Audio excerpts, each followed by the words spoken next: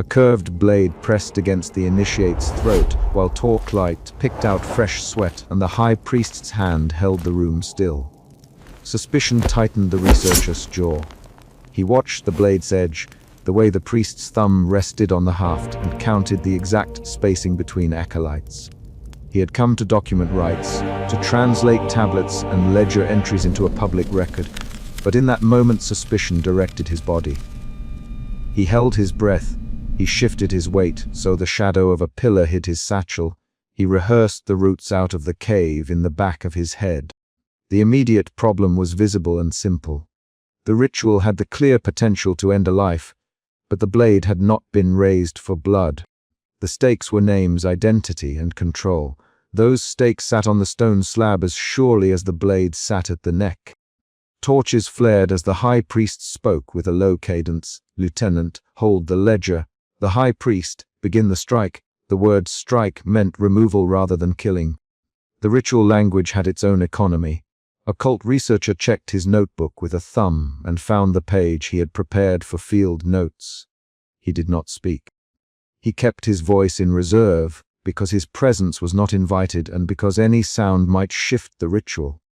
He had arrived in the cave 2 nights earlier under the pretense of reviewing relics. The pretense had become a pressured vantage point. The cold stone pressed against his knees as he crouched, and he felt the small, important tremor that comes before a decision. Suspicion remained the engine of his choices. He would not leave without evidence. The high priest tilted the initiate's chin. The bronze half mask lay on the slab beside the curved blade, its inner edge polished where it had been pressed repeatedly to faces, name first, the priest. And an acolyte drew a reed stylus from a pouch. "Cassius, Lieutenant Cassius," announced, his voice flat and professional as he read a name from the ledger. The priest's hand made a precise motion. The blade opened a shallow incision along the throat, clean and controlled enough to draw a little blood but not enough to cause collapse. Acolytes began the intonation.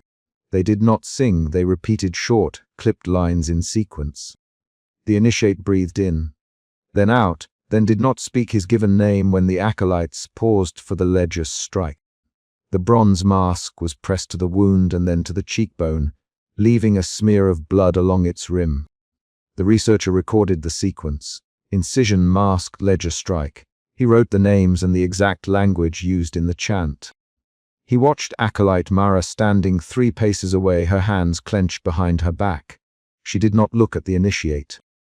She looked at the ledger as if the ink itself held the next motion of her life. His suspicion moved forward into a second feeling, moral urgency. He could sense it in his fingers, in the way he set the fountain pen down in the satchel and then lifted it again. Moral urgency pushed him from passive observation into action that would risk exposure. After the mask settled, Lieutenant Cassius approached the ledger with leather gloves. He placed the reed on the final column. The high priest intoned 2 syllables and Cassius scraped the stylus across the page. The recruit's name was gone, a raw white scratch cut through the ink.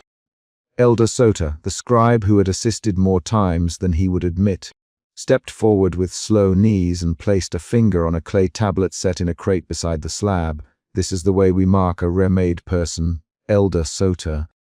And his voice carried the weight of habit and small regret, a name removed. A vessel offered. The researcher did not look away from Sota's finger. The clay tablet showed the same symbol the ledger used to denote removal. 3 horizontal cuts over a vertical line. It matched the ledger's cross.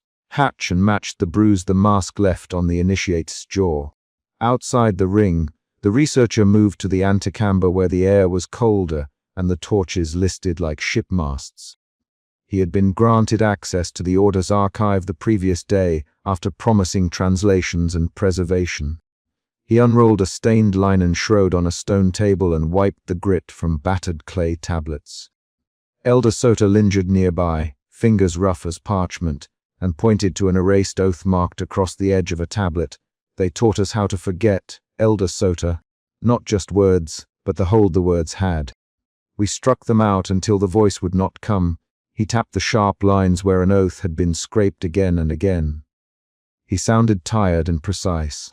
The researcher traced the incised letters with a fingertip and then recoiled from the texture. He wanted to ask questions, to break Sota's habit of quiet compliance, but he kept the inquiries narrow and factual, because broad interrogation would startle Sota away. "Show me the ledger, the researcher, the one from last year." The recruits after the winter that failed, he kept his sentences short. He kept his voice careful, "Elder Sota." He added, naming the man, which made Sota look up with an expression that combined irritation and relief. Sota shuffled his feet and led the researcher to a crate stacked with bound volumes. "There, Sota, you wanted proof." The researcher opened the ledger and found entries that listed given names, patronymics, place of origin, and then a final column where ink had been literally scraped off. Sometimes the scraping was neat. Sometimes it had been done with a knife and left rough gouges. Acolyte Mara caught up with them in the corridor. She did not walk like someone who wanted a conversation.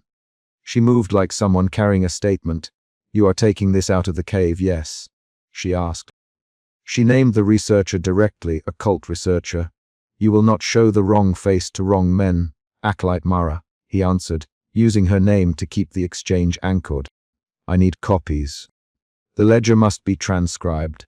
People must know." Mara's jaw tightened. "People will not understand," she said. "They will see the names and not the work we do. They will see blood and decide we are murderers." Her voice hardened in a way that revealed fear shaped into defense. That shift, Mara's fear turning to protective insistence, changed the researcher's assessment. He had come to document, but Mara's presence altered the ethical frame. His evidence could harm living people who had logic and motives that required understanding. Mara's confession came in the narrow corridor while Sota watched from the archway. "We begin with sleep, Mara." And she pushed a folded cloth into the researcher's hands to demonstrate scent baths. "They sleep 2 hours on the first watch, 2 hours on the second. Then they are given herb baths that strip the body's small comforts. They are called before the assembly and shamed over mistakes, small mistakes, like forgetting a line in a chant.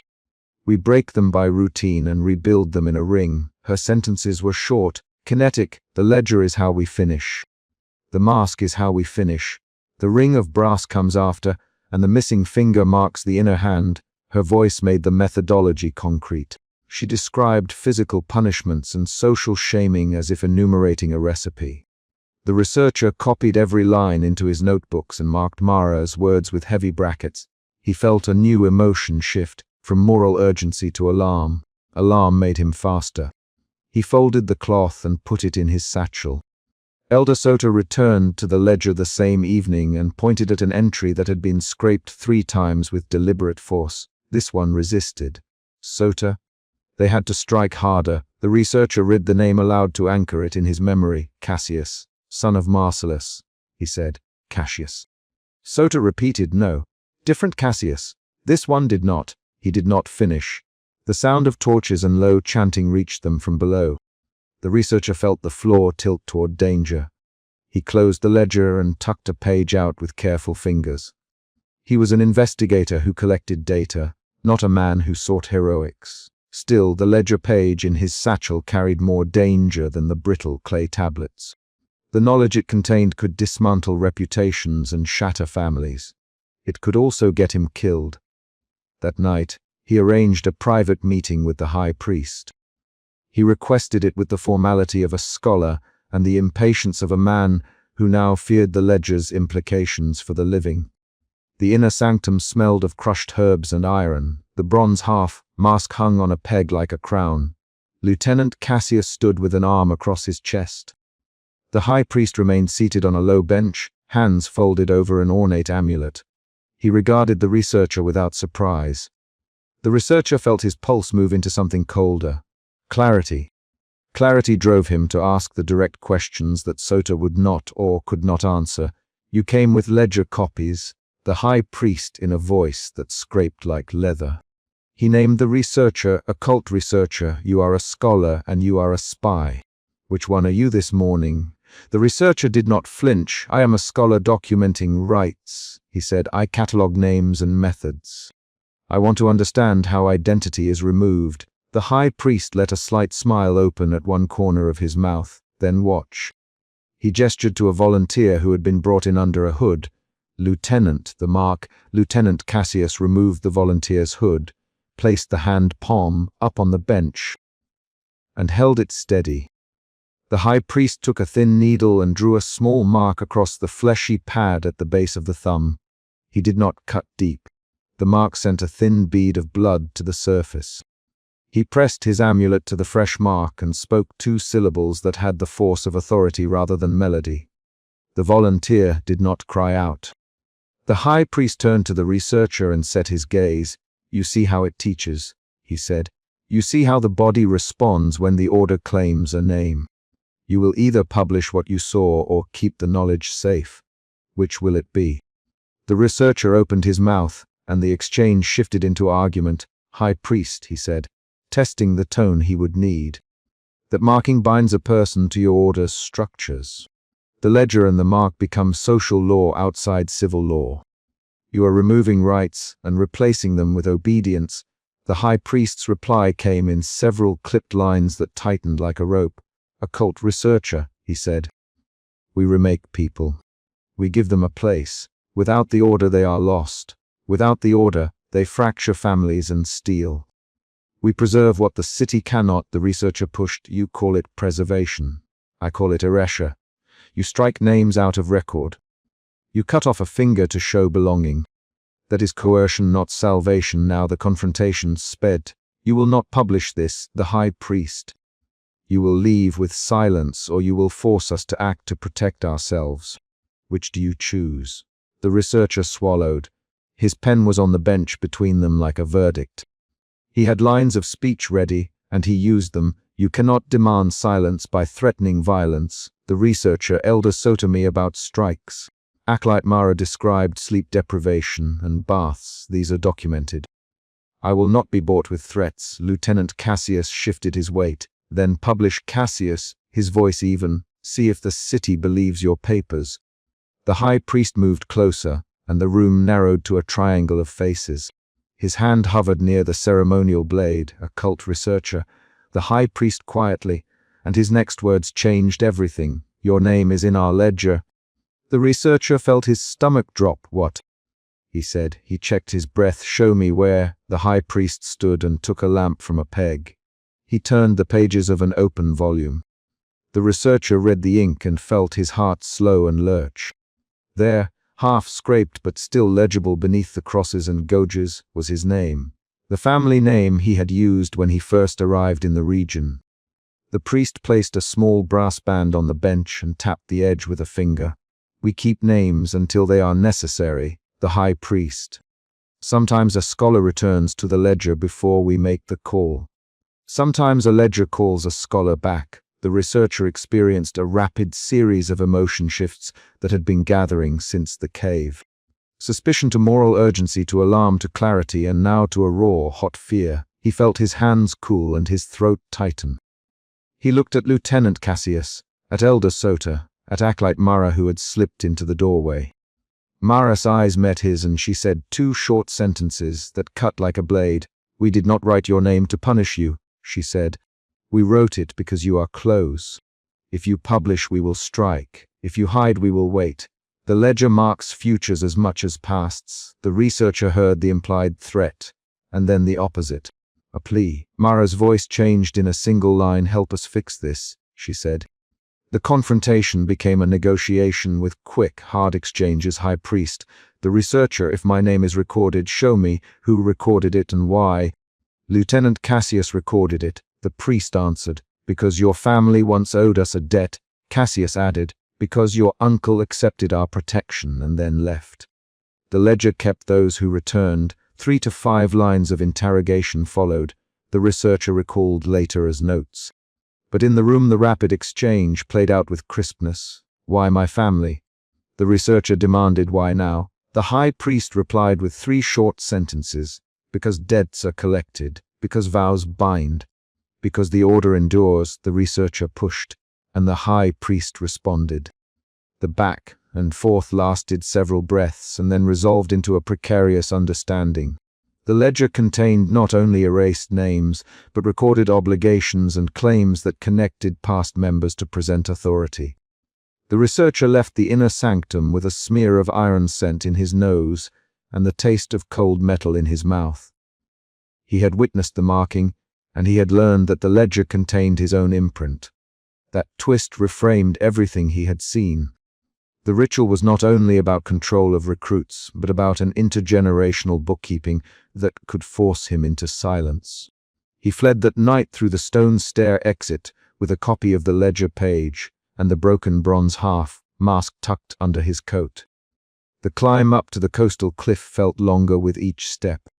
Below, the sea hit the rocks with precise, impatient strikes. A hollowed initiate was led past the stairwell in a line of acolytes and did not look at the sky. The researcher watched the initiate's shoulders, the way they hunched without habit or name. He felt pity and a concrete responsibility. He passed the initiate and then he did not stop. He ran. He reached the cliff and the old fisherwoman's shed where he had hidden a small lamp. He set the ledger pages on a flat rock and took photographs by lamplight. The lamp's flame made the ink gleam. The ledger's clipped names looked like a list of debts rather than people. When dawn edged the horizon with gray, he sat in a locked-safe room and catalogued images on a portable slate. He arranged the broken mask beside the ledger copy and took notes that were not meant for public consumption yet.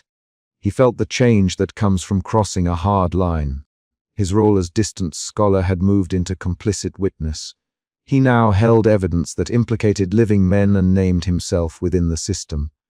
The emotion that had propelled him, suspicion, settled into a crisp resolve. He would trace the ledger's erased names, he told himself, because the ledger contained claims that extended beyond ceremony into the control of lives. He sent a single encrypted message to a contact in the city archives and received, in return, a line that read, "Be careful." They noticed movement. He paused at the line and then he did the practical things required by the new reality. He photographed the tablet edges, he numbered pages, he wrapped the mask in linen and tied it with a cord. He placed the ledger copy in a tube and slid it into the satchel. He felt fatigue press at the base of his skull, and yet the moral case burned steady. People were remade here through routinized rituals and social coercion. He wrote down Mara's exact words about the ring of brass and the missing finger, and he sketched the symbol on the ledger margin where the ink had been scraped. Outside the safe room, a single, slow knock sounded the door. The researcher froze with his hand on the satchel strap. He opened the latch and peered through the peephole. A shadow paused in the corridor. He had planned to leave at first light, to carry evidence to a trustworthy publisher, and then to return with legal counsel. The knock interrupted the neat calculus. It made the chapter close on an action rather than an idea. He stepped away from the door, tightened the satchel, and then, breathing measuredly, moved to unlock the bolt. He did not call for help. He did not look at his own reflection in the bronze edge of the lamp. He opened the door. The person on the threshold held no blade. Instead, Lieutenant Cassius stood there with a small parcel and a face that looked neither purely hostile nor purely reconciled. Occult researcher Cassius, "We have questions about what you took." The researcher tightened his grip on the satchel and felt the ledger's weight like a new part of his body. He stepped back into the room and closed the door behind him, turning the bolt with a deliberate motion that ended this chapter's immediate movement and set the next. A negotiation over evidence and the slow unspooling of pages that might revive erased names. Emotion root suspicion, emotion shifts, suspicion, moral urgency, alarm, clarity, fear, resolve. The researcher found the ledger, confronted the high priest, and fled with proof. The chapter ended on a concrete knock at the door and a confrontation about what he had taken. He watched acolyte Miriam scrape a name from plaster with a hooked blade, while 3 sparking torches threw ragged light across the courtyard wall. Suspicion tightened his throat. The researcher counted the exact arc of each scrape, and the way the plaster crumbled under the blade. The scraped letters fell in small, chalky curls onto Miriam's palm, and she tucked them into the folds of her robe as if hiding a bird. The central problem was immediately visible. Someone was erasing names from the list that defined membership, and those erasures carried social force. The courtyard smelled of crushed herbs and river dust. The researcher moved his weight across a loose flagstone and kept his voice clipped. Miriam. He stepped into the torch cone. She did not start, but her hands tightened on the small blade. Miriam, stop. He kept the word a demand and not a question. Miriam looked at him with a flat face that did not match her hands. Miriam's breath came shallow. You shouldn't be here, researcher. She slid the curled plaster into her sleeve. You shouldn't see this wall. Her voice held restrained panic, an urgency that forced the researcher forward. He smelled the scorch of torch wax on her robe and the metallic tang of the blade at her fingers. He had seen controlled ritual violence before, the curved blade pressed against an initiate's throat in the Hall of First Oaths. But this was organized, administrative, and deliberate. The researcher's suspicion pushed him to act. He reached for Miriam's wrist. She jerked back and nearly dropped the scrap. Give it to me, Miriam. Now, he spoke as a man who had catalogued dozens of manuscripts and had learned how small details determine truth. Miriam's eyes glanced toward the plaster wall, then toward the archive stairs, then returned to the courtyard gate. Her jaw moved. Elian will know what to do. She turned and moved toward the low door set into the north wall. The researcher followed. They moved through a narrow passage that smelled of old lime and pigeon droppings until they reached a metal-studded door. A single bolt held it shut. Miriam worked the bolt with a practiced hand. She did not look at him. Elian open. Now, her tone told the researcher she had already decided to risk punishment if the archive proved what she feared. Archivist Elian opened the door a crack and peered out, eyes rimmed with fatigue. Miriam, he whispered. His hands were dry from paper dust. When he saw the researcher, he stiffened. You shouldn't be here either. The researcher pushed past him. I need to see the ledgers, Elian. The wall names are missing. Elian hesitated an instant and then stepped aside. Come in. No torches beyond this point. He pulled the door closed with the practiced caution of someone who handled fragile things and secrets. The archive smelled of wet vellum and faint mildew. Shelves rose like low walls and bowed under the weight of rolled lists. Elian moved with the slow certainty of a man who knew where every ledger had been placed a decade ago. He drew a lamp and fed it a wick until it glowed steadier, then set it on a stone slab and wiped a place with the hem of his sleeve. Tell me what you saw, Elian. His voice wanted accuracy, not drama. The researcher laid the curl of plaster on the slab. This came from the name wall. Miriam scraped it out while I watched. I counted the strokes. It matches the pattern in the registry. Names are being removed by ritual means. He the word ritual plainly to make it testable. Elian swallowed and opened a drawer. Elian produced a ledger bound in cracked goatskin and set it between them. He pried at the spine and turned pages with the careful motion of someone who had rescued texts from flood and fire.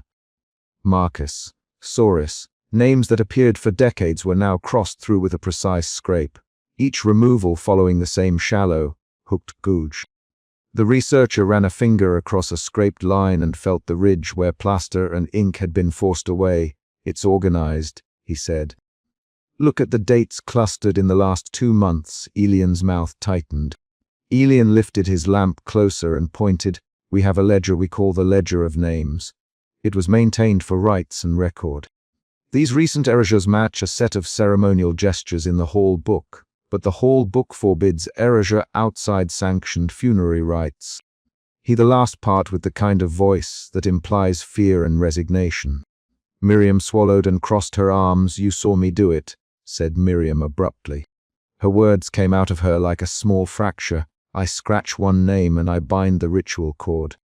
I was taught this by the high priest. Her fingers moved to the inside seam of her sleeve and flexed.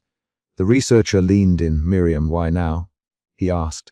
Miriam's face closed for a moment. New recruits don't carry the old debts, she said. Someone decided names must be clean. Her voice dropped. We remake them to fit the covenant. The researcher remembered the high priest's hand on the blade in the hall. He had felt that hand's rhythm in the curved blade pressed against an initiate's throat, and had recorded the spacing between acolytes for a possible later reconstruction. Now those same ceremonial rhythms appeared in a bureaucratic ledger. The shift of purpose, ceremony converted to administration, bent the problem into something worse. Ritual authority was being used to alter civic identity. "Show me where you keep the erasures, Elian," the researcher. Elian led them to a low cabinet behind a stack of tax rolls and withdrew a shallow chest. He pried the lid. Inside lay a water-stained oath, scroll, and a cracked identity mask damp with ritual residue. The scroll had a collar of salt stains and a smear of unknown red. The researcher set the lamp down and touched the scroll's edge with a gloved fingertip. The fibers flaked under his nail. He smelled old linen and saw dye.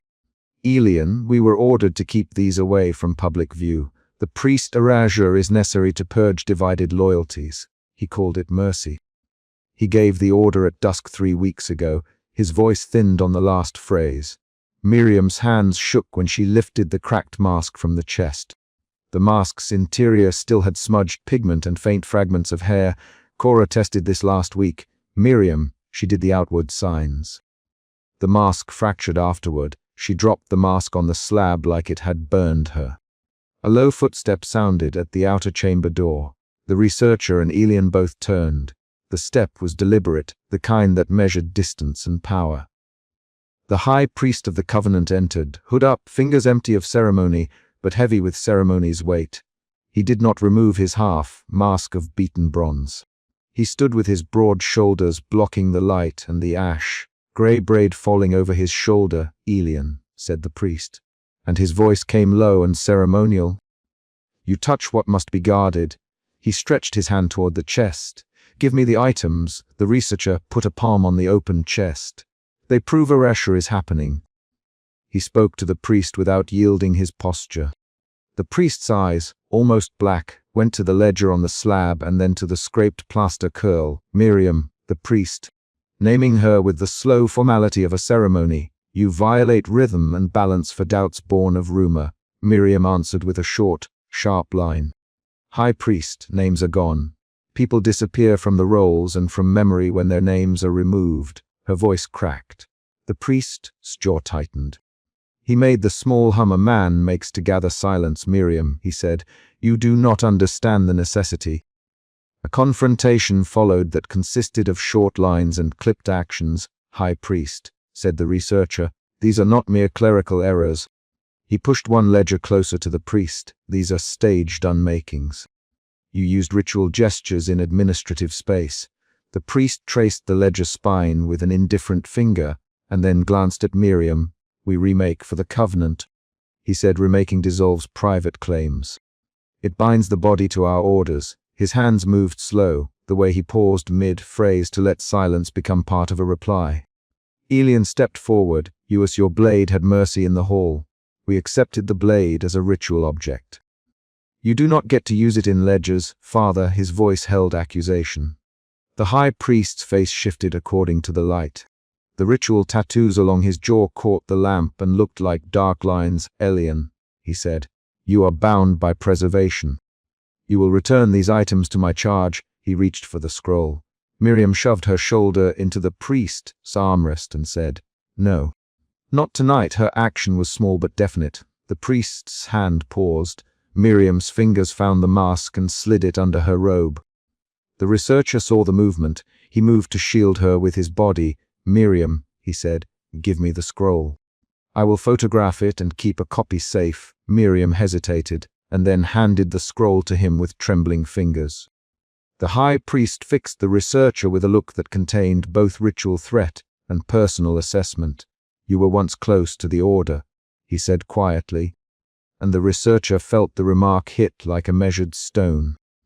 The researcher thought of the curved blade at the throat from the earlier rite and felt the old pressure in his chest when the priest reminded him of proximity. "You know what remaking costs." The researcher pulled his satchel forward and opened it, his fingers riffling over archival tags until he found his metal box. He began to photograph the scroll with a small camera. His hands were steady but his eyes narrowed. Suspicion had moved into focus and then into quiet anger. The priest moved closer and touched the researcher's notebook where a monogram was stamped on the leather. The researcher froze. The priest withdrew his hand. "Do not presume distance, researcher. You are still a subject of our method until you claim otherwise." He spoke the last phrase as a command and then turned to leave. "Leave us now. This concludes tonight's accounting." He did not lift his blade. His authority was ceremonial and enough. After the priest left, the researcher counted emotion shifts in his own chest. Suspicion had moved to confrontation, then to anger, and now to a pressing fear that the institution had retooled its rights into an erasure program. "We need more than this chest, the researcher. We need proof we can publish, and safety for Miriam." Elian tapped the ledger with a knuckle. "There are more ledgers in the lower stacks, but they are sealed and the keys are kept in the vestry." The word vestry like a locked place. "The vestry is where certificates and initiation tokens are kept." Miriam folded her arms. "I'll go with you to take the key," she said. Her voice had an edge of determination that replaced panic. They planned quickly. The researcher set the lamp down and adjusted the photograph exposure. He gave Elian an instruction. "Copy every page in the chest. Photograph the mask from every side, then rewrap and return it to the chest." Elian obeyed without a word. Miriam tightened the mask under her robe and left through a narrow stairwell while the researcher closed the metal box and latched it. A small external event followed. Boots on stone, muffled and deliberate, like someone walking corridors with knowledge of secret doors. It reminded him that they had limited time. They moved through corridors that smelled of pew, swept dust and old wax. Miriam led them with quick, sure steps that marked her as someone who had moved through this building since childhood. She answered the researcher's questions with clipped sentences. Each reply revealed a new procedural detail. Keys are kept under a brass plate in the vestry box, and the box opens only when the bell above the altar is set to 2 knocks. She the phrase with the exactness of ritual counting. The researcher noted the mechanistic nature of the requirement. A bell, a sequence, a condition that translates ritual into protocol. They reached the vestry door. The researcher placed his hand on the brass ring. "Stay alert," he said. Miriam gripped his sleeve. Elian produced a small file that he used to lever the plate open. The plate popped with a dry sound. Inside lay several keys on a cord wrapped in linen. Elian palmed the keys with a hand that trembled slightly. "Take the one with the notch," he said. He let Miriam take it. Her fingers closed around the metal. Its weight seemed to settle her. Outside the vestry, footsteps fell into rhythm and a lamp swung in the corridor. The researcher put his hand on the short hilt of a ceremonial knife he kept in his coat for fieldwork, an action not for violence but for leverage. He felt the change in his chest. Fear moved in but was checked by method and planning. They descended a stair to the lower stacks beneath the hall, where a row of sealed ledgers lay behind a wrought grate. The researcher fitted the key and turned it. The key turned with a metallic click and a small sound like a lock conceding authority. They opened the grate and pulled out ledgers bound in waxed cloth. The ledgers had newer dates smudged with damp. The researcher scanned pages and found lists of names with marginal notes in the high priest's hurried shorthand. The metadata indicated that names had been flagged for remaking and that certain initiates were marked with a symbol the researcher had seen before on ceremonial cords. Miriam spoke low. "This is worse than we thought. They schedule remaking for groups. Look at these dates, aligned with shipments and political purges." Her hand traced a line and left a smear of dust on the page. A sudden sound above them made them freeze. The church bell clanged once, then twice, then stopped. The timing matched the vestry code. Someone was moving through the building with the priest's authority. The researcher felt adrenaline rise and made a choice. He took the top ledger and stuffed pages into his satchel, while Elian photographed the rest. Miriam passed him the cracked mask she had hidden. "We cannot carry all of this out in the open," she said. "We need a safe house." The researcher nodded and tightened his grip on the satchel. They left the stacks and climbed the service stairs into a cool pre-dawn. The researcher felt a gap where a memory should have been. He could not recall the exact face of his childhood tutor, though he remembered the tutor's study and the way a brass lamp had sat on the table. He paused. The researcher recognized the blank as a physical sensation, a dulling behind the eyes and an inability to summon a name, and not a metaphor. He noted the symptom because it was an evidentiary effect. Partial erasure had started working on him after the earlier forced unmaking. They moved out through a back gate beneath a broken arch. Dawn was not yet full. A pale wash edged the sky. Cora met them at a safe house door. She had a thin scarf around her throat and looked as if she had been crying. Cora, Miriam. Cora pushed the door open and stepped back to let them inside. "You brought the mask?" she asked. Miriam nodded and set the cracked bronze down on a low table. Cora put her hand over the mask like a woman offering a comfort ritual. The researcher watched her fingers press into the bronze and read the way her knuckles whitened as she held the object. Within the safe house they laid out the papers and lamp. The researcher photographed every page and catalogued each scraped name, each marginal note. He recorded dates and numbers and drew a short diagram to show how ceremonial gestures had been adapted into administrative procedure. He spoke aloud to organize facts in a room that smelled of boiled coffee and drying ink. "Elian, you must mark any ledger with the priest's S notation and send a copy to 2 outside scholars. Miriam, hide the mask in the south wall niche until we can move it." They moved with clear motions. An unexpected reveal came when Elian rifled through a folded cloth pocket and produced the researcher's own monogrammed field notebook. He held it out with a pale face. "You left this here weeks ago, Elian." The researcher felt the room tilt. He had not remembered leaving it. "This is mine," he said. He opened it and found a page where his own handwriting had been scraped away in the same hooked gouge. He ran a thumb across the erased line and felt the faint ridge of removed ink. The twist changed the stakes. The researcher had been a target of this program before and had escaped only partially. The erasure was not merely institutional. It had touched him personally. "Cora, they tried you before, researcher." Her voice was a question with heat.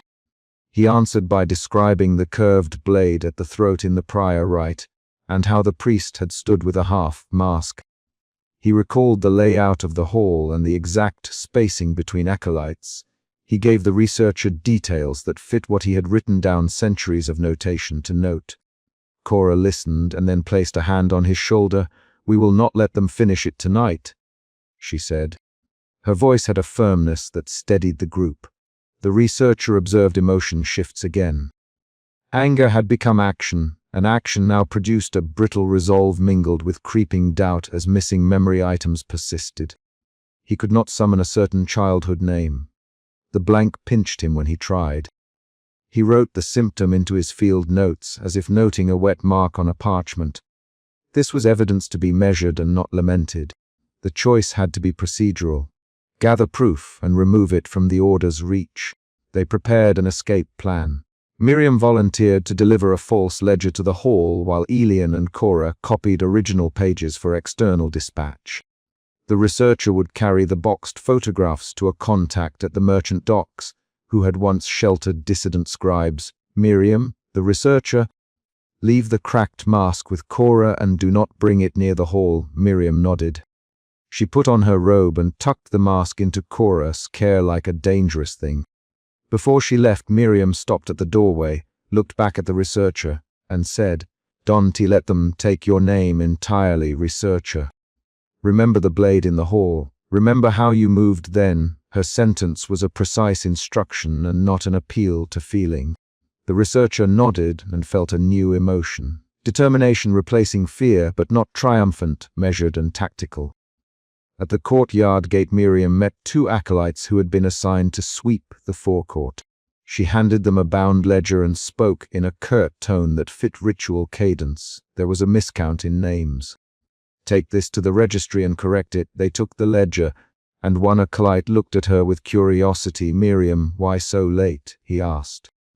"The count is urgent. Move." The acolytes left without protest, carrying the forged proof into the hall's bureaucracy. The researcher watched Miriam go and then felt the safe house door close behind them like a measured pause. He photographed the last scrap of plaster one more time and sealed the metal box. A final external event came in the form of a sharp rap on the safe house door. He looked up. Cora moved to the window and peered out. "Two men in plain cloaks," she said. "They about someone with a monogrammed notebook." Elian froze. The researcher placed his hand on the box and breathed steady. He made a decision and acted on it. He took the box, wrapped it in coarse wool, and carried it to a rear cellar exit. Cora kept watch. Miriam had not returned yet.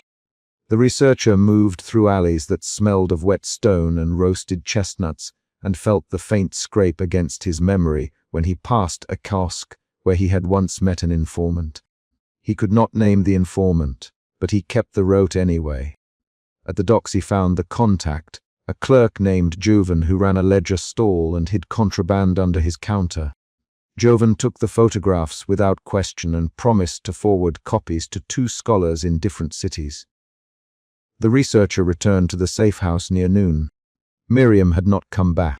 Cora's face was pale, and she held the cracked mask in both hands. She lied about the hall. "Cora." The high priest called her by name as she left and told her to come back in 3 days to be presented for remaking.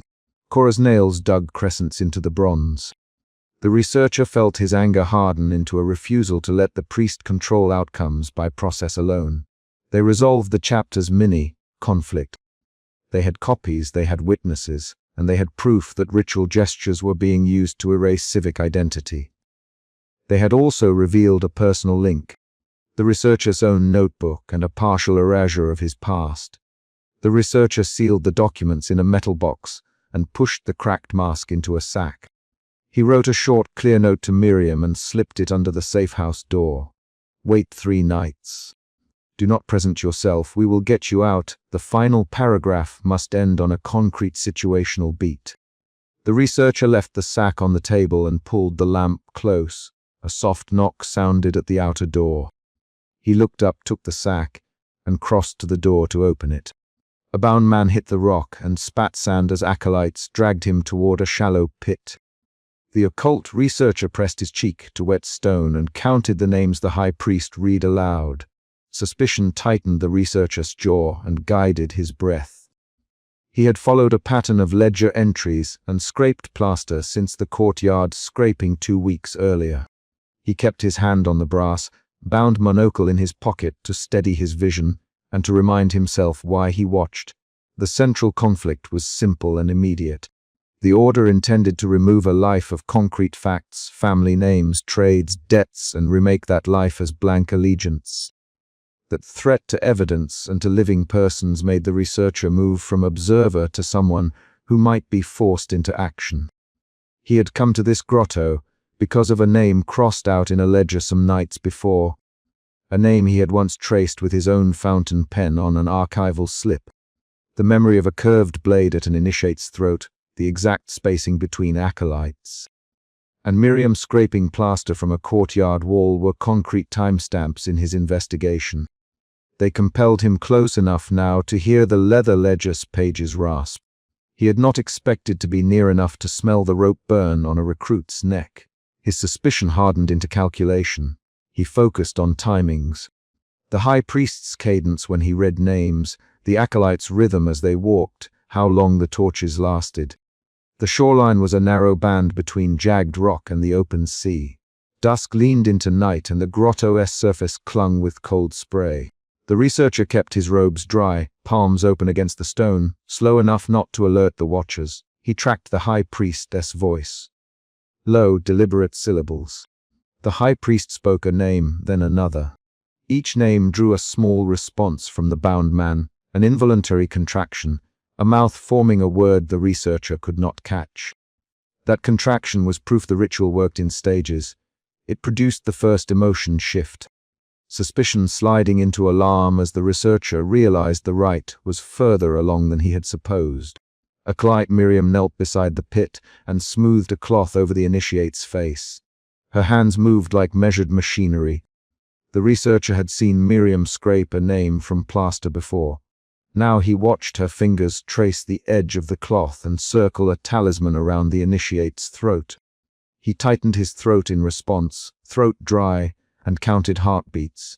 Miriam's eyes flicked up, and the researcher saw her mouth shape a word he could not hear. Her glance held defiance and fear at once. Miriam had appeared earlier in his ledger work and in his memory of the courtyard scraping. She was a connective tissue between private erasures and institutional practice. The researcher kept measuring distance. 10 paces to the ledge, 12 paces to the high priest. A rock scraped underfoot and a small sound betrayed him. Miriam turned fully. "You there," she said sharply, naming him without irony. "Occult researcher, step into the light." The command cut through the sea wind. The researcher did not stand. He pushed his hand deeper into his satchel, fingers closing on archival tags. He replied, voice low, "I want to interfere." The word landed and then failed him. Miriam stepped up the ledge with 3 others and blocked his exit. The tension rose again, second emotion shift, bargaining shifting into immediate danger. Miriam crouched and said his name, so he would know she knew it. "You have been counting our names in the ledger," she said. "You touch what should be left alone." Her voice held neither hesitation nor warmth. The researcher moved a fraction closer and heard the high priest's page turn under torchlight. Scribe Elias, whom he had met in the courtyard months earlier, stood half, hidden by a shadowed ledge, and handed the leather ledger to the high priest. The researcher's stomach tightened. Elias was not incidental here. He had witnessed Elias copying names in a dim cellar during an earlier visit, and now recognized Elias' cramped, precise hand in the ledger's marginalia. The researcher had to negotiate quickly. "What do you want?" The researcher, he kept the brass monocle out of sight in his palm. Miriam's jaw worked. She flicked salt from her sleeve. "You can watch, or you can take a part," she replied. She did not ask if he would agree. The high priest stepped forward from the circle, robes falling in a slow arc. He did not smile. He set the ledger on a stone slab and said, "Observe and be free. Take part and be bound." The statement was ceremonial. It left no quiet middle ground. The researcher felt his options narrow. He realized his presence could be reclassified as complicity or as an incitement subject to the same erasure they performed. The high priest's voice drove another action. "Names bind," he intoned. He reached into the ledger and slid a finger along a row of crossed-out names. The researcher leaned forward and noticed one line that stopped his breath. A name he'd once annotated in the archive, crossed out in hurried ink, and a note in the margin in a hand that mimicked his own slanted letters. He heard his throat close around his own name. That discovery ledger revelation changed everything. The researcher had expected to be a removable eye. Instead, the ledger claimed his contacts, his sources, and a notice that one of his field informants had been taken and blanked. This was a clear twist. The threat was personal. Elias's fingers tapped a pattern on the ledger's cover, rapid and nervous. Miriam murmured, "We warned you." The researcher answered, "You cannot erase a life without trace." He spoke the sentence to hold ground. Elias frowned and said, "You will see what happens when a life is made clean. You will take a hand or you will be left at our mercy." The high priest turned a page. The torches dropped a circle of false amber onto the pit. The ritual accelerated. The researcher felt a new motion within him. Anger at manipulation, then fear for the man in the pit. He made a small, stubborn decision to interfere in the smallest possible way. The high priest presented the researcher with a choice in action. "Complete the motion. Scrape or place," he said, placing a small chiseled tablet on the ledger beside the crossed-out names. The researcher looked down. The tablet was warm. A residue of oil and ash clung to its grooves. The researcher could see the initiate's boots frayed at the heel, the edge of a workman's cuff. Concrete facts, now at the order's disposal. He kept his hands visible and reached out, letting Miriam see that he would not run. He lifted his hand to scrape a shallow stroke, a token action meant to bind him to what they called a test. He spoke, "I will not betray the truth." The high priest's eyes narrowed. Miriam's fingers tightened on the initiate's shoulder. When the researcher bent, his gloved hand fumbled the chisel. He meant to nick the tablet in a way that would make their ritual falter. Instead, the chisel scraped cleanly, and the name's final stroke fell away under torchlight. The high priest's face did not change. The initiate shuddered. There was a sudden, mechanical flattening to the man's eyes. His hands went slack. The researcher stepped back and lurched forward as guards grabbed his robes and pinned him against a rock. He shoved at them and Miriam hissed. Enough, the ritual moved with practiced efficiency. The researcher saw the high priest hold a hand over the initiate's heart and sing the low phrase that sealed the last measure.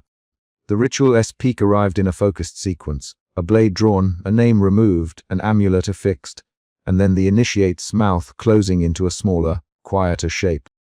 Thomas, who had been introduced to the researcher in an earlier ledger notation, stilled and no longer responded to his name. That was the climax, the erasure. The researcher had tried to sabotage the motion and instead witnessed a familiar person become an empty vessel. He struck at the guards in a rush, 3 rapid motions each blocked.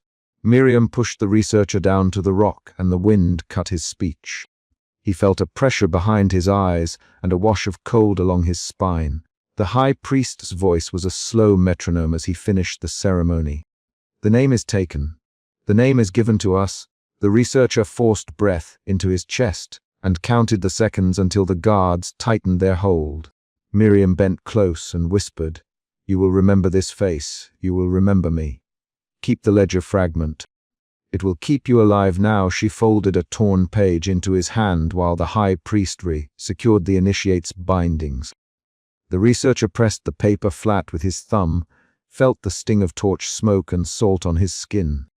Miriam's action was both betrayal, she obeyed the order, and covert aid. That tension showed in the third emotion shift, betrayal sliding into a fragile, actionable alliance. Miriam slipped back into the circle and stood with her head lowered, silent when the high priest scolded her in private words the researcher could not catch. They led Thomas away with slow, even steps, and the high priest issued a reprimand that the researcher could hear in the cadence of his voice. "Do not allow curiosity to stain this work," the high priest to Miriam and the others. Miriam's hands rubbed the back of her neck. The researcher lay on the rock and watched Thomas's shoulders disappear into the darkness between 2 torches. The guard's boots left prints in the packed sand. The researcher counted the steps until the sound died. He had lost control over the immediate scene, but he had gained a fragment. Before dawn, the researcher retreated to a hidden alcove inland, where flat stone tables and an oil lamp offered a thin margin of warmth. He cracked the small fragment Miriam had given him and scanned the cramped handwriting. Names were rearranged. Marginalia crowded the edges in a hand that echoed his own slant. He read one line that made him drop the piece for a second. A column of ledger entries under a heading he recognized from earlier archival tags. A note in the margin used a phrase he had once used in a field report. The twist sunk in. The order did not merely erase names. It rewrote records, then circulated those written records through places he trusted. That made the investigation personal in a new way. He closed his eyes briefly and felt his jaw ache, then forced himself to work.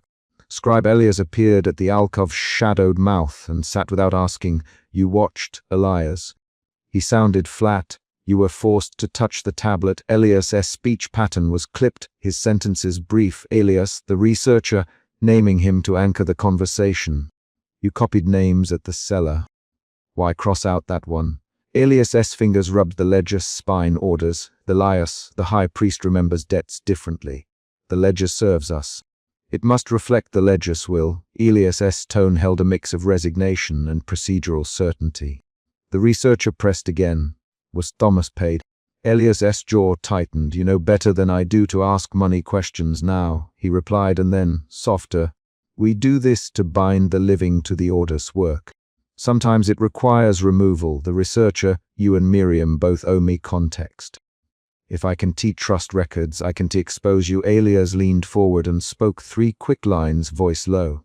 "There are names we are not given. There are hands that make us take them. There are times we are told to finish what we start." That rapid exchange shifted the plot.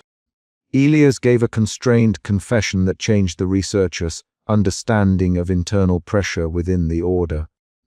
Elias would be a source and a threat. The researcher then asked for concrete proof. Elias handed him a thin list of meeting times and a note of a coastal departure schedule. We meet there when we move, contributors. Elias, we do not talk beside the sea. We talk where the ledger hides. That admission provided a clear external event, a road to follow and a new danger.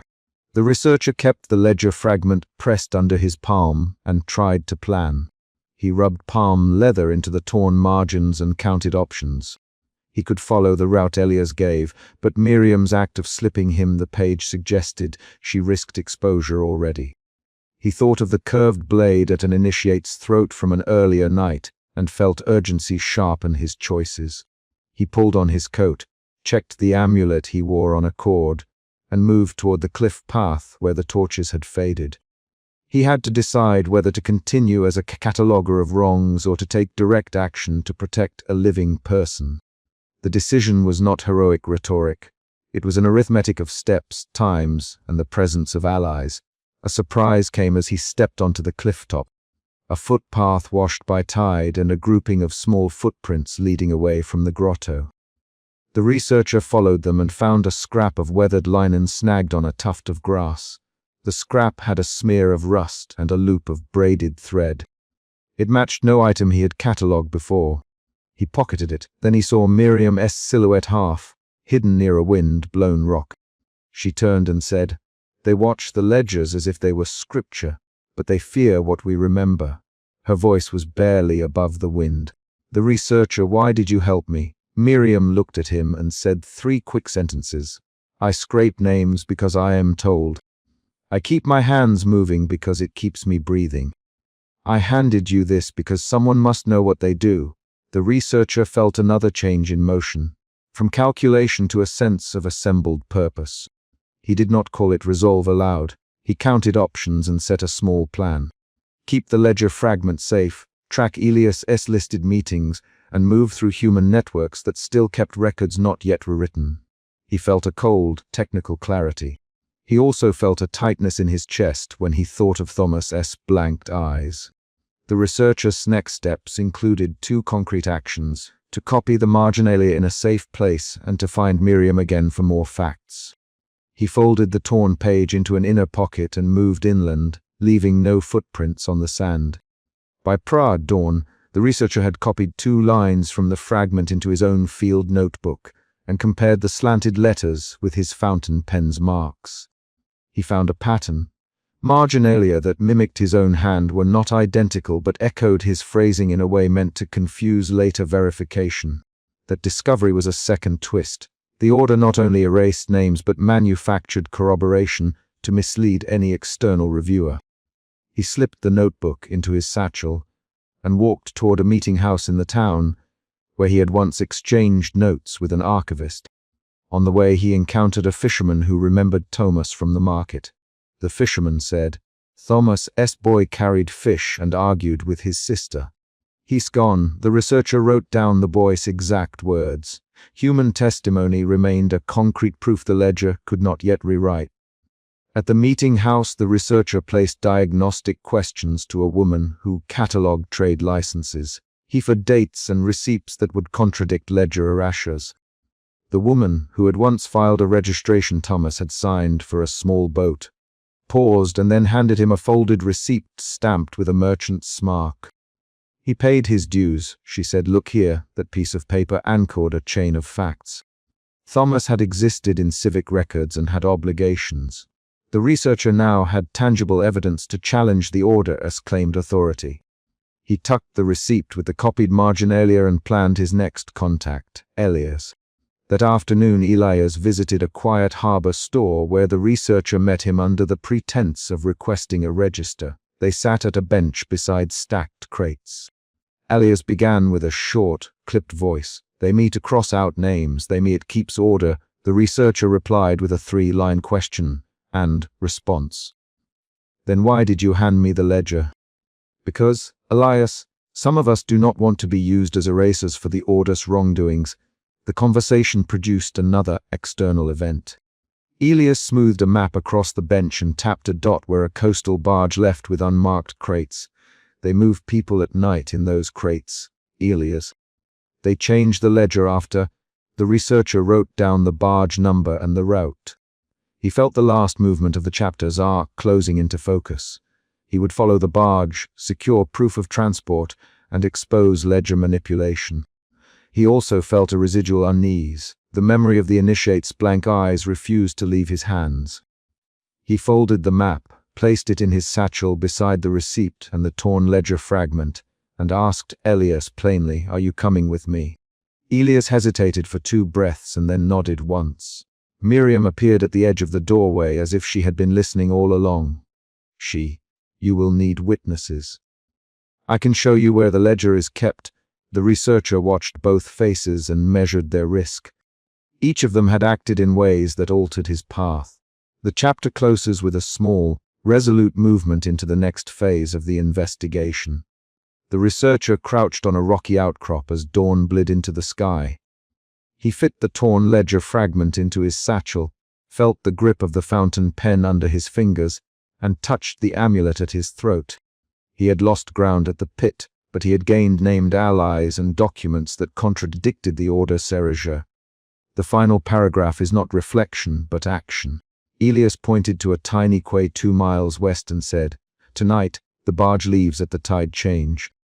"We will be there." The researcher looked at the route and said, "We leave at dusk." The decision made the scene concrete. They would follow the barge, and the ledger fragment would move with them as evidence. The tide rolled against the rocks and footprints led away toward the quay. He dropped through the hatch and found the High Priest's blade already at the initiate's throat. Suspicion tightened the researcher's jaw. He counted steps and the pattern of torchlight before he breathed. The initiates were aligned in a low semicircle, and the ledger lay open on a stone lectern where names were scraped to blanks. The central problem was immediate and visible. A public erasure in progress, a ledger taking another person off the record, and a single blade that could end the ceremony or a life. The researcher moved with the same economy he used in archives. Slow knees, soft hands, eyes on the High Priest. He had built his reputation on quiet observation, not on interruption. That method had brought him here. Under the cult temple, following the pattern he found in plaster, ledger, and sea. His name on a ledger was not an abstract risk. It was a physical hole in paper that could swallow a life. Suspicion drove him forward. He slid behind a low pillar and watched the High Priest's thumb on the haft, the braided hair catching torch, glow, the ceremonial blade's curve reflecting a circle of faces. The High Priest spoke a line in the cult tongue. The initiate flinched and kept his eyes closed. "Stop." The researcher once, a short, hard word. The sound in the vault registered like a dropped stone. The High Priest did not start. He only let the blade trace the skin and let silence answer. That silence was a tactic. The researcher stepped forward. He did not shout. He reached for the ledger with one hand and flattened it to the lectern with the other. "High Priest," he said. "Stop." The ledger he used the titles the order recognized. The High Priest's head turned little. "You are not recorded to speak here." The High Priest answered in the same gravelly cadence the researcher remembered from the plaza. "You do not stop this." Acolytes moved. One reached for the researcher's coat. That instant rearranged the stakes. Doubt prickled through the researcher. Had he misread the pattern in the plaster before? Had the ledger been a symbolic list, not an instrument? He felt the doubt in his mouth, and then replaced it with action. He seized the ledger and pulled. Paper rasped. Acolyte Miriam lunged. "Miriam," the researcher allowed, watching her fingers tighten on a hooked blade. Miriam hesitated for a breath that felt like a visible thing. Suspicion gave way to something sharper. Bargaining. She clutched plaster dust on her knuckles and held a scrap of plaster between thumb and forefinger, the name on it partially visible. She met the High Priest's eyes briefly. He inclined his head like a conductor. The researcher saw the trace of guilt in her jaw and decided to force a new variable into the ritual. Exposure hands off, the researcher to Miriam and held the ledger toward her face. "Name here, show me." "Now." Miriam swallowed. She slid the hooked blade into her belt and showed the scrap. The lettering was cramped and hurried, a name half scraped away. The researcher saw the line of letters he had read before in a courtyard scrape. You scraped these out, Miriam. You know why. She blinked. I know, she whispered. High Priest's voice dropped to a low rumble. Miriam, he called, do what you must. The order survives the clean page. He reached a hand toward the lectern and across the open ledger. His palm brushed toward the garnet amulet at his throat. The researcher watched that movement and saw, for the first time in this room, the possibility of an instrument rather than mere ceremony. The ritual accelerated. The acolytes tightened the circle. An initiate thin, with salt-streaked hair, was brought forward and forced to kneel beside the ledger. The high priest tapped a brass bell. The tone slid through stone.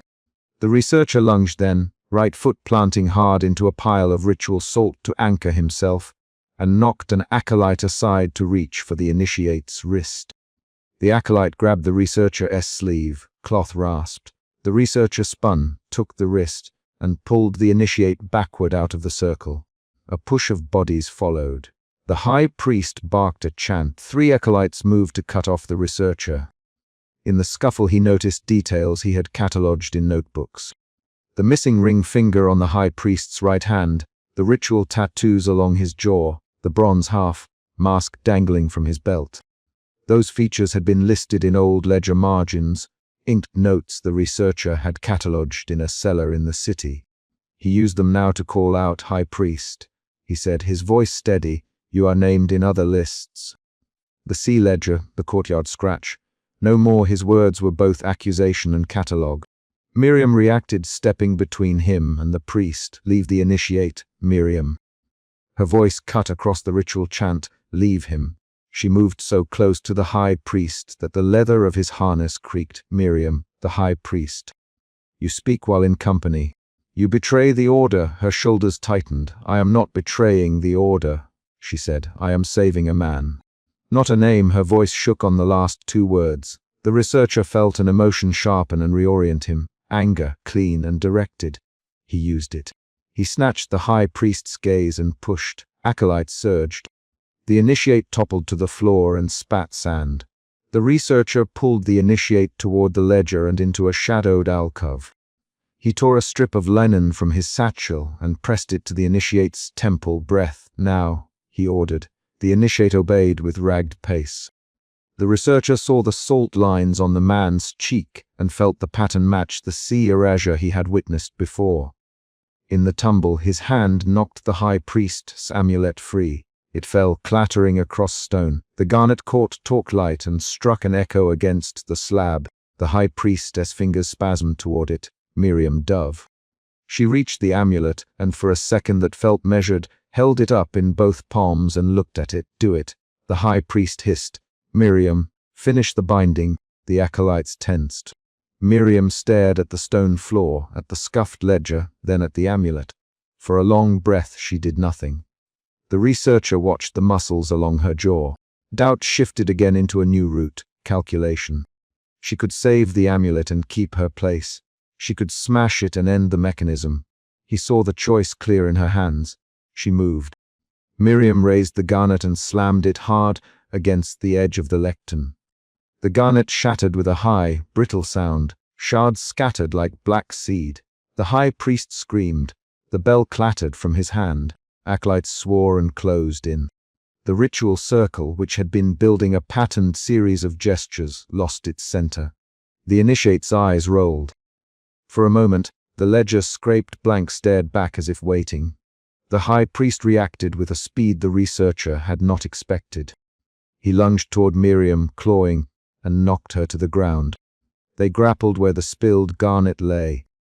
Miriam shoved a shard into her palm, drew blood, and clutched the wound as if it anchored her. Miriam, the researcher called and moved to help. 2 acolytes met him and a rapid exchange of push and shove followed. Let go, the researcher, the high priest. You cannot undo what was meant. The high priest between grunts. Names must be memoryless. Names must fall. He tried to reach the ledger. The researcher twisted and punched his palm into the priest's harness and tore free the bronze mask. The mask slid and struck a torch bracket with a metallic clatter. The torch guttered. Darkness punched at torch edge. In that near dark, a new variable surfaced. The researcher pulled the garnet shards free and felt a vibration through stone. The amulet had sat on a small iron plate set into the lectern. He pried the plate up and found, when he did, a set of shallow grooves carved into the stone, circled around a shallow cavity. Within the cavity lay a thin strip of skin, thin parchment sealed beneath wax. He smelled the wax.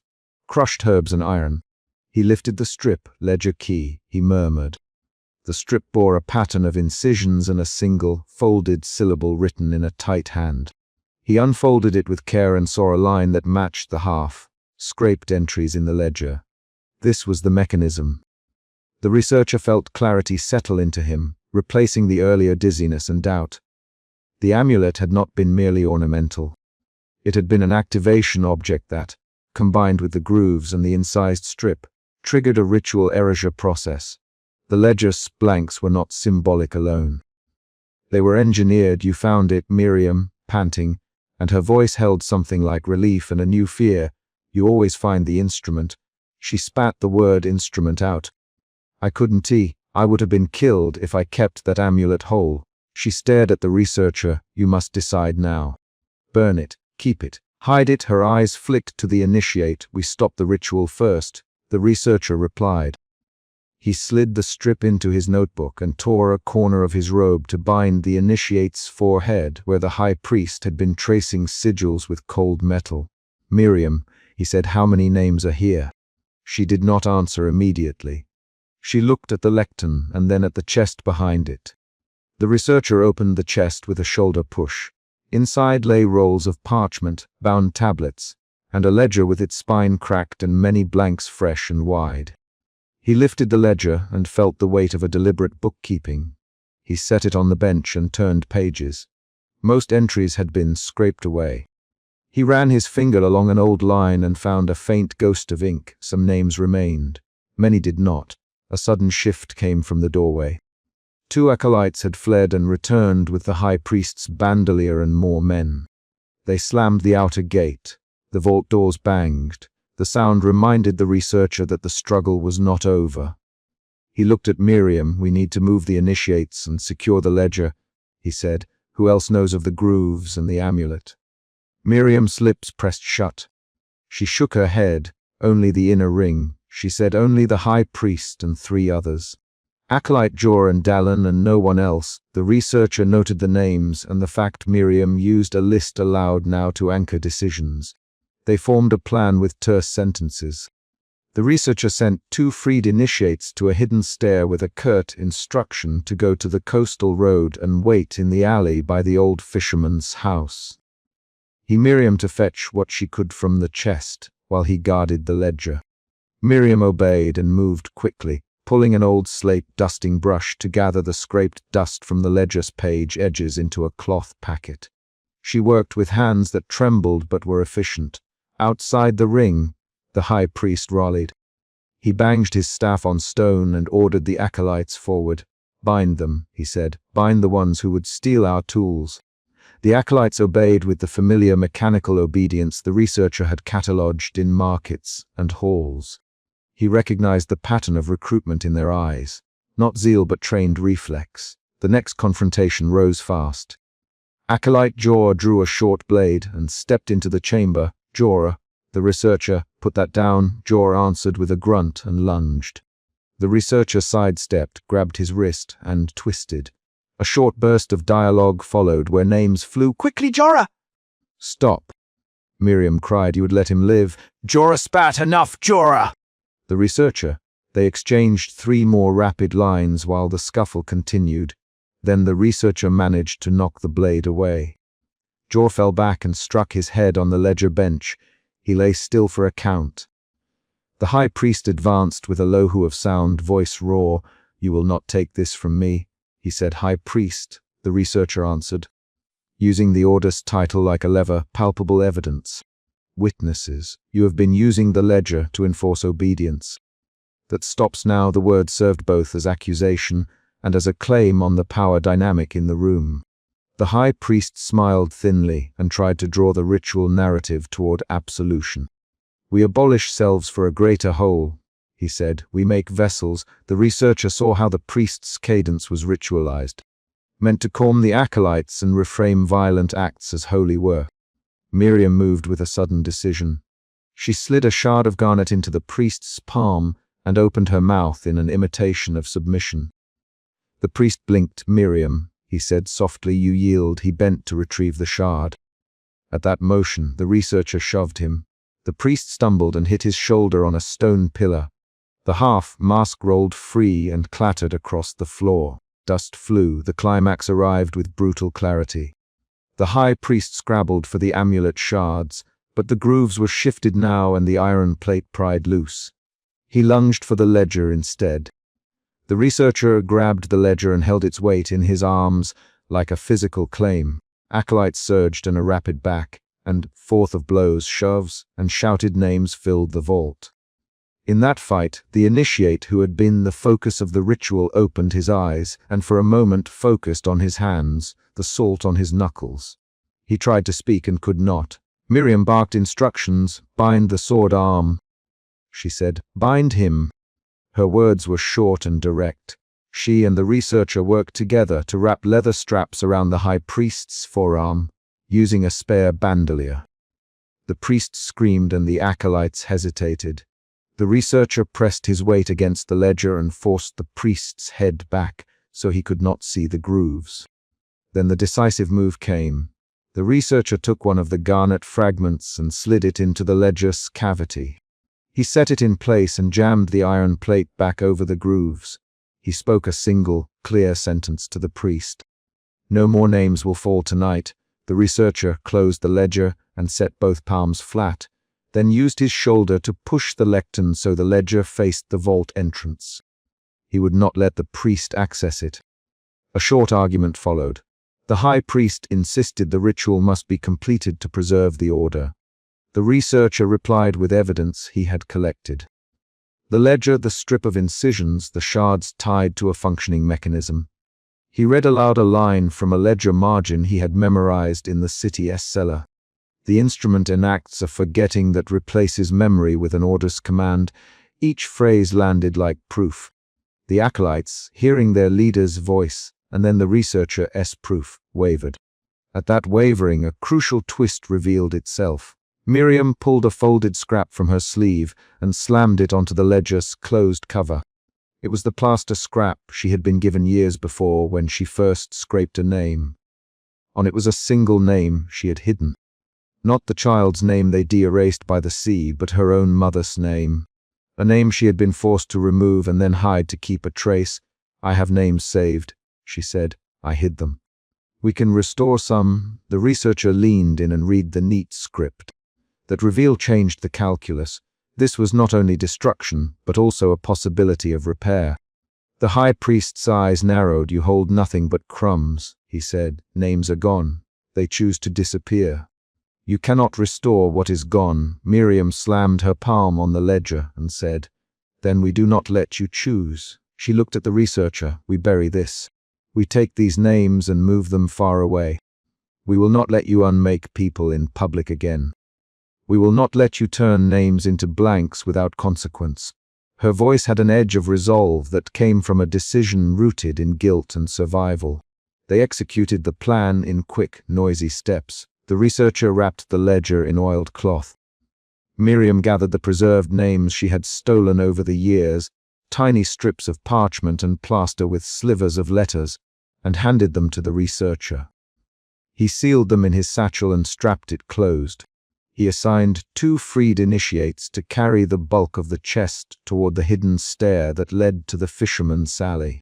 He left 1 man behind to watch the stair and 1 to ride a narrow passage toward the coast with instructions not to stop until he reached a particular tavern. The high priest was bound and silenced but not destroyed. He watched every movement with a cold expression. The researcher felt a new emotion rise and settle. Caution. Relief had come, yes, but caution shaped each step after. They could not trust the cult's power to be gone, because the ledger had been an engineered tool, and the group's reach extended into coastal houses and ledger keepers. Miriam helped the initiate to his feet and leaned in to whisper his name. He blinked and repeated it aloud in a voice that was small and real. They listened while he said his name twice more. By dawn the vault was quiet, except for low groans and the slap of sandals. Acolytes fled or crumpled in corners. The high priest sat against a pillar and watched the researcher pack his tools. He did not beg. He watched with a mixture of calculation and resignation. Miriam knelt beside the high priest and spat a single line. "You taught us to strip. You will learn to be naked to your crimes." That was not a rhetorical flourish. She then lifted the mask and hacked it in two with a metal file she found in a workbench. The mask split and the high priest hissed. The researcher took a final sweep of the ledger room. He reopened the heavy chest to check for hidden strips and found another small envelope tucked beneath a false bottom. He recognized the hand that had folded it, an older acolyte's looped script recorded in his field notes from months ago. He opened it. Inside was one name written in a hand that had been familiar in the city's registrar 40 years earlier. The researcher felt a concrete, factual reaction. This ledger held not only current scraps, but a chain of documents that linked civic registries to cult lists. The reach, then, had been structural, not merely symbolic. He met Miriam at the lectern. "We cannot simply burn it here," he said. "If the ledger links civic registers, burning will create evidence of destruction and drive inquiries. We need to fragment it and scatter pieces where no one will think to search." Miriam nodded. They worked systematically. They cut boards from a shutter, split the ledger into sections and wrapped pages individually. They soaked some pages in oil and then set them to a controlled burn in an iron brazier in the stairwell, letting smoke carry, while others they sealed into clay jars. Outside the vault, the first gulls called near the harbor. The researcher and Miriam led a handful of freed initiates through a narrow passage that smelled of sea and old salt. They climbed and emerged into the fisherman's alley at dawn. The researcher handed 2 parcels to the initiates bound for the tavern and told them to leave at once. He watched them run down the cobbled slope toward the water. He felt relief and a new unease. His name had not been in the ledger. He had not seen it. But the ledger did have a deliberate blank where a single name should be. He remembered that detail from the vault and, for the first time since he began this investigation, the possibility of personal consequence moved from abstract to immediate. They split tasks. Miriam gathered what remained of her plaster scraps and agreed to walk inland with one of the freed initiates to a monastery that had once sheltered runaways. The researcher would return to his archive to catalogue the ledger fragments and prepare a dossier for a trusted contact in the city magistrate's house. "Do it discreetly," he told Miriam. "No public claims." "No proclamations." "Agreed." "Miriam, we will not make noise." Her hands closed on the broken garnet fragment she had kept in her palm. She had bound the largest sliver in linen and placed it in a small pouch. They had one final movement to perform. Back in the ledger chamber, the researcher opened the last wrapped fragment and checked the final page. There in deliberate hand was a fresh blank where one name should have been.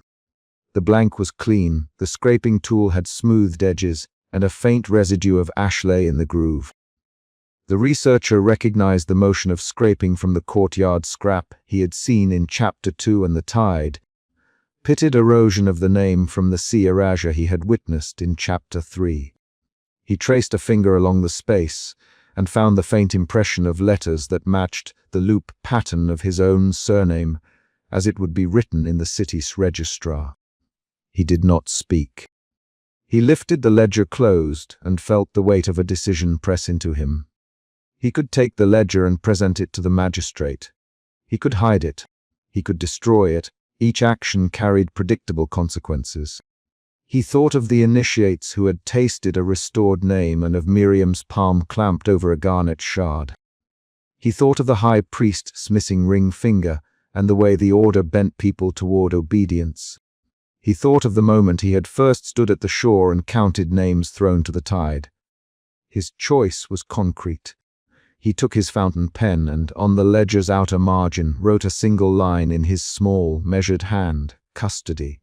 Researcher, to be delivered to magistrate only if threats resume. He folded a strip of parchment, tucked it between the pages, and closed the ledger. He bound it with twine and oiled cloth. Then he flipped open his satchel and put his leather-bound field notebook against the ledger's spine. He snapped the brass clasp and felt the metal click. Miriam watched him and asked, "Is that safe?" Her voice had a thinness of worry. The researcher put his hand lightly on the ledger. "For now," he said, "we will bury names where law cannot reach, but where memory can return them if the order resurfaces. We will not let them vanish without witnesses." He felt relief, then a small prick of unease. He put the ledger into his satchel and zipped it shut. They left the vault together. The high priest lay bound, breathing in short, measured pulls. The acolytes, who did not flee, were locked behind iron bars that the researcher had ordered to be slid across the inner gate. Miriam slammed the gate shut and took a position by the stair. The researcher looked at her and then at the sea-smeared horizon. Dawn painted a cold light on the water. It did not erase the ledger's blank, but it did make visible the people who had been saved. The final concrete beat came when the researcher turned the satchel's S-strap over his shoulder and snapped the brass clasp of his notebook one last time. He put his hand over the ledger inside the satchel, felt the ridged cloth of the binding, and secured the strap. Miriam picked up the largest garnet shard and put it into a small leather pouch. She closed it. The researcher opened his mouth to say something concrete, an instruction, a plan. But instead he folded the note he had written and slid it into the inner pocket of his coat. He did not speak to the vault about the ledger's blank. They stepped out into dawn. The freed initiates were already moving along the alley, carrying parcels that would scatter the ledger's pages across safe houses and sympathetic hands. Miriam walked beside the researcher and kept a careful hold on the broken garnet. The high priestess' shout, thin and raw, rose behind them, but the gate hammered shut and the sound diminished. The researcher felt suspicion settle into a durable caution. The crisis had been resolved. The ritual had been broken. The high priest was neutralized. Initiates were freed, and some names were preserved. Miriam's betrayal had cost her place in the order and returned agency to a group the cult intended to remold. The ledger had been fragmented and hidden. The researcher had not allowed the cult to achieve another anonymous erasure. That was a resolution of the chapter's primary conflict. He did not feel triumph. Instead, he set his jaw and focused on tasks. He moved through specifics. He would catalog the fragments, index the recovered names, and prepare a sealed report for the magistrate and one trusted friend in the coastal tavern. He would also leave a concealed marker where the largest ledger fragment had been buried, so that those names could be restored publicly in a controlled legal process if threatened. He wrote a short instruction on a slip of parchment and handed it to Miriam. "Take this to the monastery," he said. "Deliver it only to Brother Elias. He will know what to do." She took the slip and tucked it into her robe. They walked away as the gulls cried and fishermen hauled nets. Miriam paused at the alley mouth and looked back once at the temple's stone entrance. Her fingers tightened on the garnet pouch. She did not speak. The researcher watched her, then turned and walked toward the market, where he kept a locked room packed with field notes and relics he had collected. He kept his stride steady. One final, concrete act closed the chapter. The researcher reached into his satchel as he entered the market lane and placed his hand over the ledger's spine to confirm the clasp. He felt the ledger's bulk, the twine under his palm, and the folded strip he had written. He flipped the brass clasp closed with a soft snap. The sound was small and exact. He walked on with the ledger against his chest, the weight a factual reminder of what had been stopped and what still required watchfulness. Outside, the sea light brightened. Miriam walked toward the monastery with the garnet in her palm. The freed initiates dispersed. The high priest, bound and masking rage, sat in the vault where his order's mechanism had been exposed. The ledger's last blank remained inside the satchel, unresolved in the way the researcher had chosen to manage it, under custody, marked, and physically present. He had not allowed an erasure of name to remain invisible without witnesses. He had closed the book and taken its weight onto his shoulders. He had done a concrete thing to answer a concrete danger. He tightened the satchel strap and threaded through the market. He kept his gaze on the nearest magistrate house, on the faces of passers-by, and on the small, practical path of steps he needed to follow next. The ledger was not gone. It sat against his ribs, a physical object whose presence would demand action. He tucked his hand into his pocket to the folded slip of paper and felt its edges like a promise to the people whose names they had recovered. He stepped into the city's noise and did the work, one exact step at a time.